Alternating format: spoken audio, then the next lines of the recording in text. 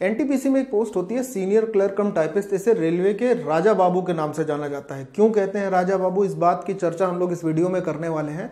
मैं आपको हर एक चीज बताने वाला हूं। देखिए, अगर जैसे मैं आपको एक बात बोलूं, work profile, graduation eligibility, medical कौन सा होता है, ट्रेनिंग टाइम क्या होती है, उस ट्रेनिंग में आपको कितना पैसा मिलेगा, पोस्टिंग आपकी कौन सी सिटी में होगी, साथ ही साथ आपकी जॉब प्रोफाइल क्या होगी, प्रमोशन क्या होंगे, सैलरी क्या होगी, ये सारी बातें मैं आपको एक वीडियो में समाप्त कर दूंगा सीनियर क्लर्क कम टाइपिस्ट पोस्ट के लिए। तो चलिए दोस्तों, वीडियो को शुरू करते हैं। अंत तक देखिएगा। जो भी रेलवे एग्जाम में एनटीपीसी की तैयारी कर रहे बच्चे इस पोस्ट को प्रेफरेंस दे रहे हैं, तो उनके लिए बड़ी महत्वपूर्ण वीडियो होने वाली है और इसी तरीके से मैं हर एक पोस्ट के लिए आपको वीडियो बनाकर दूंगा। तो चलिए शुरुआत करते हैं। सबसे पहले पोस्ट का नाम है सीनियर क्लर्क कम टाइपिस्ट। इसकी वर्क प्रोफाइल क्या होती है? वर्क प्रोफाइल मतलब पहले मैं आपको ये बता रहा हूं कि इनका काम क्या होता है। जितने भी एडमिनिस्ट्रेटिव और क्लरिकल टास्क होते हैं उनको परफॉर्म करना इसका काम होता है। साथ ही साथ रेलवे के एम्प्लॉय के रिकॉर्ड को मेंटेन करना इनका काम होता है, क्योंकि क्लर्क पद पर आसीन होते हैं। दूसरी बात, सीनियर क्लर्क कम टाइपिस्ट कैसे बन सकते हैं? पहली बात, अब जरा ध्यान से सुनिएगा। सीनियर क्लर्क कम टाइपिस्ट बनने के लिए आपके पास ग्रेजुएट डिग्री होनी चाहिए किसी भी मान्यता पर विश्वविद्यालय से। उम्र 18 से 33 होनी चाहिए। कोरोना के कारण इस बार उम्र को 3 साल और बढ़ा दिया गया है, तो इस बार आपके लिए 18 से 36 वर्ष। पहली बात, आरआरबी के डायरेक्ट रिक्रूटमेंट से आप सीनियर क्लर्क कम टाइपिस्ट बन सकते हैं। या दूसरा बच्चा क्या है कि ग्रुप डी में डिपार्टमेंटल एग्जाम, प्रमोशनल एग्जाम देकर आप सीनियर क्लर्क कम टाइपिस्ट बन सकते हैं। ठीक है, ये 2 तरीके होते हैं इसमें। एक बात और बता दे रहा हूं कि इसमें क्योंकि ये सीनियर क्लर्क कम टाइपिस्ट की पोस्ट है, तो इसमें बहुत सारे बच्चों को कंफ्यूजन होती है कि हिंदी की टाइपिंग होगी या इंग्लिश की टाइपिंग होगी। तो ये भी आपको बता देता हूं। टाइपिंग टेस्ट होगा, क्वालिफाइंग इन नेचर होगा। हिंदी और इंग्लिश में किसी भी आपको एक टाइपिंग को क्वालिफाई करना होगा। अगर आप हिंदी को चुनते हैं तो आपको 25 वर्ड पर मिनट, या फिर इंग्लिश चुनते हैं तो 30 वर्ड पर मिनट। इसके लिए आपको 10 मिनट का समय दिया जाएगा। ठीक है, आगे की अगर बात करते हैं तो मेडिकल स्टैंडर्ड की बात कर लेते हैं। इस पोस्ट के लिए क्या मेडिकल स्टैंडर्ड होता है और उसमें क्या क्या चीजें जरूरी होती हैं, क्योंकि बच्चों में बड़ी कंफ्यूजन होती है कि मेडिकल स्टैंडर्ड में हम क्या देखने वाले हैं। Medical standard C2 medical standard होता है, जिसमें आपकी आंखों की जो दृष्टि है वो 6/12 से नहीं होनी, ज्यादा नहीं होनी चाहिए, विद और विदाउट ग्लासेस, चश्मे के साथ और चश्मे के बगैर। इसमें कलर ब्लाइंडनेस भी अलाउ होता है, क्योंकि क्लरिकल काम होता है तो उसमें कलर ब्लाइंडनेस का इतना कोई बहुत ज्यादा इफेक्ट नहीं पड़ता है, तो कलर ब्लाइंडनेस भी अलाउड होती है। अगली बात पर हम आते हैं, ट्रेनिंग का प्लेस कहाँ होता है और ट्रेनिंग के समय की टाइमिंग क्या होती है, और जब आप नौकरी पे जाते हैं तो टाइमिंग क्या होती है। ट्रेनिंग प्लेसेस एंड टाइमिंग की बात अगर हम करते हैं सीनियर क्लर्क कम टाइपिस्ट के लिए, तो 21 दिन की ट्रेनिंग होती है। ZRTI में होती है, यानी जोनल रेलवे ट्रेनिंग इंस्टीट्यूट में इसकी ट्रेनिंग होती है। अगर आपकी ट्रेनिंग या ट्रेनिंग के बाद जब आपको हेडक्वार्टर्स में पोस्टिंग मिल जाती है, तो आपका जो समय होता है नौकरी का वो 10 से 6 होता है, मंडे टू फ्राइडे। यहाँ पे सैटरडे संडे आपको इस पोस्ट के लिए ऑफ मिलता है, और जितने भी NH होते हैं, नेशनल हॉलीडेज होते हैं, वो भी आपको ऑफ मिलेंगे। यदि आपकी पोस्टिंग ट्रेनिंग के बाद वर्कशॉप, यार्ड या फिर प्रोडक्शन यूनिट में होती है तो 10 से 6 की टाइमिंग तो सेम रहेगी, लेकिन यहाँ पर काम मंडे टू सैटरडे का होता है। नेशनल हॉलीडे यहाँ पे भी आपको मिलेंगे। ट्रेनिंग के टाइम जो 21 दिन का ट्रेनिंग होता है उसमें आपको स्टाइपेंड मिलेगा 41,000 रुपए प्रति महीने का, ये स्टाइपेंड रहता है। इसमें कोई अलाउंसेस वगैरह इंक्लूडेड नहीं होते हैं। आगे की बात करते हैं। पोस्टिंग सिटी कौन कौन सी मिल सकती है? पोस्ट के लिए आपको जो सिटी होगी वो X ग्रेड, Y ग्रेड या Z ग्रेड तीनों सिटी मिल सकती है। आपकी प्रोडक्शन यूनिट में नौकरी ज्वाइनिंग हो, पहली यार्ड में हो, किसी भी स्टेशन पे हो या फिर हेडक्वार्टर में हो, तो आपको ये तीनों सिटी मिल सकती है। लेकिन मोस्ट प्रोबेबली क्या देखा जाता है कि जो हेडक्वार्टर्स होते हैं वो X या Y ग्रेड सिटी में ही होते हैं।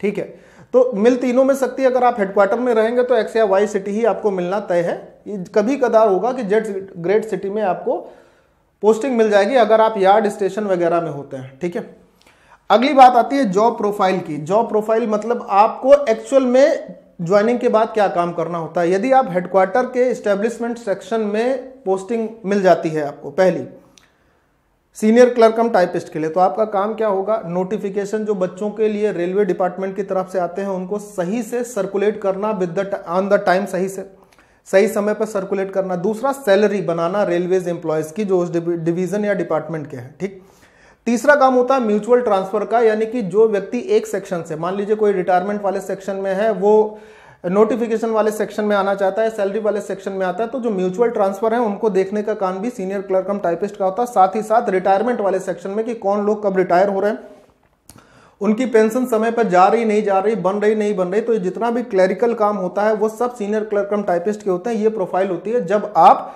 हेडक्वार्टर के एस्टेब्लिशमेंट सेक्शन में आते हैं। यदि आप हेडक्वार्टर के एस्टेब्लिशमेंट सेक्शन में नहीं आए, मान लीजिए डॉकयार्ड में आए यार्ड में आ गए या प्रोडक्शन यूनिट में आ गए तो आपको वही 10 से 6 मंडे टू सैटरडे काम करना होगा जो वहां पर होता है वर्कशॉप वगैरह में, ठीक है।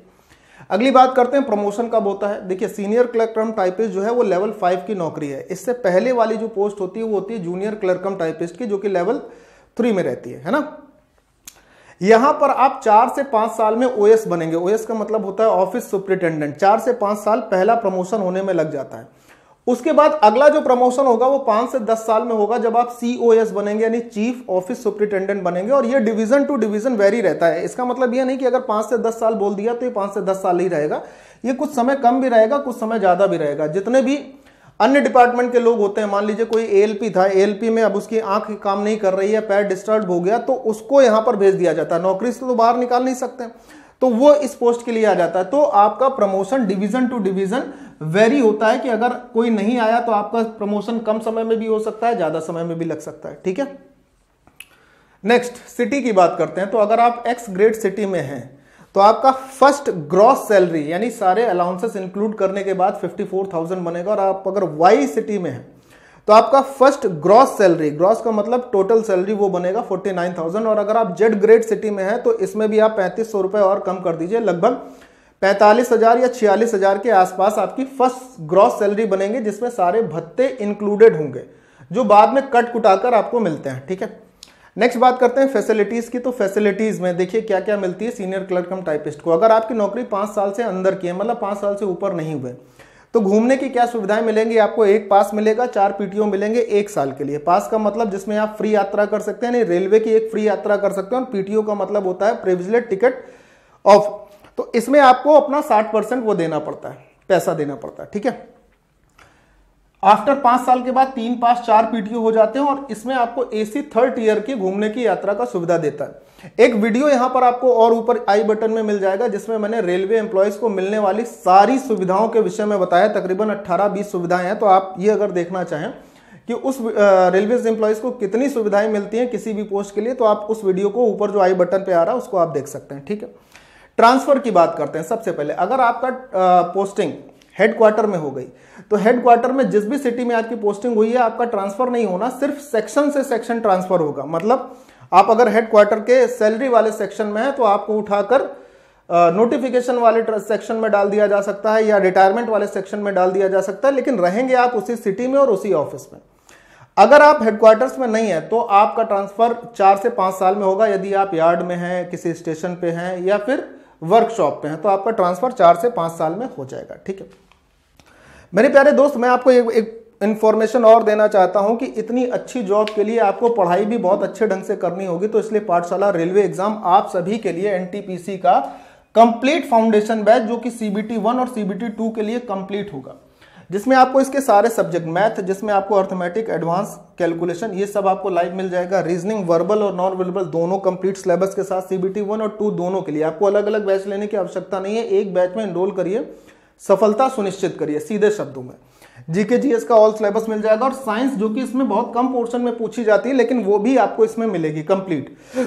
इसमें जुड़ने के लिए आप क्या कर सकते हैं, जुड़ने के लिए आप हमारी एप्लीकेशन माई पाठशाला एप्लीकेशन से आप हमारे इस बैच के साथ जुड़ सकते हैं, माई पाठशाला ऐप के साथ, या फिर आप हमें डायरेक्ट कांटेक्ट कर सकते हैं। डायरेक्ट कांटेक्ट करने के लिए आप हमें इन नंबर्स पर 9696 10 24 11 पर, या फिर मेरे प्यारे दोस्त 63 93 125 760 पर, इन दोनों में से किसी भी नंबर पे कॉल कर सकते हैं। किसी भी नंबर पे कॉल करके सारी इंक्वायरी ले सकते हैं। और यदि आप बैच में डिस्काउंट चाहते हैं तो आप एक कोड यूज कर लीजिएगा। वो कोड क्या रहेगा मेरे प्यारे दोस्त, कोड रहेगा कैपिटल A कैपिटल D 10। इस कोड से आपको मैक्सिमम डिस्काउंट मिल जाएगा। ये कोड आप डिस्काउंट के लिए यूज करते हैं, एप्लीकेशन में भी यूज कर सकते हैं, और जिन नंबर पे आप इंक्वायरी के लिए कॉल कर सकते हैं इसमें भी ये कोड बता के आप डिस्काउंट ले सकते हैं एनटीपीसी के कंप्लीट फाउंडेशन बैच में जुड़ने के लिए, ठीक है। वीडियो कैसी लगी, इंफॉर्मेशन कैसी लगी, जरूर शेयर करिएगा, ठीक है। नेक्स्ट वीडियोस में मैं आपको और सारी पोस्ट के लिए पूरी डिटेल ऐसे ही बताऊंगा मजेदार ढंग से। अगर आपकी कोई क्वेरी जनरेट होती है इस पोस्ट के लिए तो आप मुझे कमेंट बॉक्स में लिख सकते हैं, ठीक है दोस्त। जरूर शेयर कर दीजिएगा। बाय बाय, जय हिंद एंड टेक केयर।